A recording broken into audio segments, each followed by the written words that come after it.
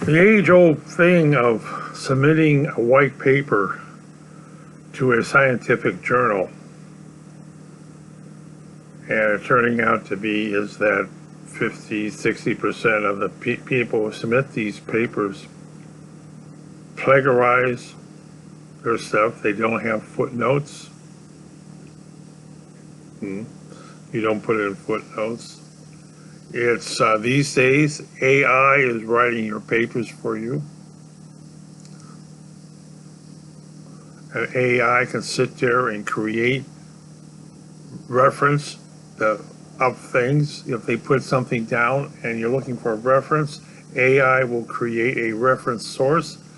Why, I got it out of this book and I got it out of that book and it's in paragraph this. Not only the paragraph doesn't exist, the book doesn't exist. There's so many reference manuals out there.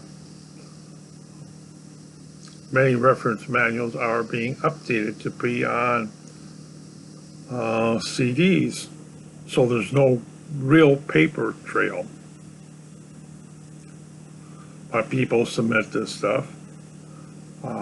If it's AI submitted, if you look at it and saying it's very likely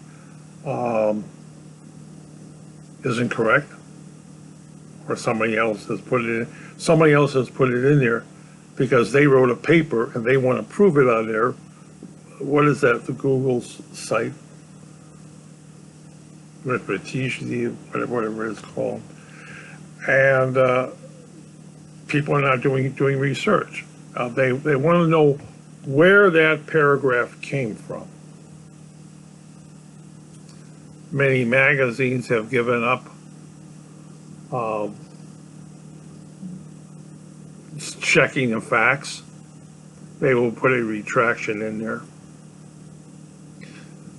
So those people who publish or perish submit something to a thing, and you hope they're honest enough to put down their facts where they got it from. When I was in school, I had 20 books because I ordered books from other universities. So I was at Governor State and I could order books from other universities and write down the information of where I got it from, what page and everything else, and return it to the university. So anybody wanted to check my fact had to go and get those facts. They would have to go after the book, which is at another university. It's like, okay. Yes, I had a book on beer making. Okay, I had one of the women in the company I was with wanted that book on beer making. This is why I asked her. Says, we can share the book because you're in the class, right? Oh no, her boyfriend's in the class. My comment was, no way am I giving up this book. If you were in the class and we're good at classes, we can share the book. For your boyfriend who works at another company, you tell us get the country. You know, the book is $500. I'm not giving it up. I couldn't get a book from Miller up in Wisconsin. They had the book on beer making. I couldn't get the book out of that library. And now the library down here, yeah. Well, tell your boyfriend to quit and take it next time. Because I'm not going to give you this book so you can give it to your boyfriend. And then when I need a book, I don't have a book anymore. Forget it. Oh, I'm going to complain. Go ahead and complain. You basically said you're not taking the class. And, you know, who do you think you're going to get on? Your side so you can give it to your boyfriend? Or me?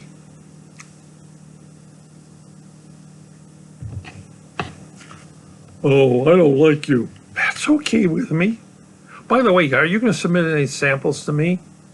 And how long should I sit on them before I return them? I don't do that. I don't do that. I just give them that thing. People usually, for me to test their samples, they hand it to me and says, grind this up. I will submit it down there. But by the time I I get the sample from down there. I've already ran the sample and I already got the results. So, yeah, you know how it is. No, I guess you don't know how it is. But that's the problem with submitting papers there these days. It's very hard to get this stuff because a lot of it can be on the internet. What is it? The U.S. Congress, Library of Congress, only takes public domain books, but the rest of us, unfortunately, they don't. So, and then if I can actually order a book from the U.S. Library of Congress, but I could a lot easier just get pages Xeroxed and sent to me. But and then because I will put down the notes that for research.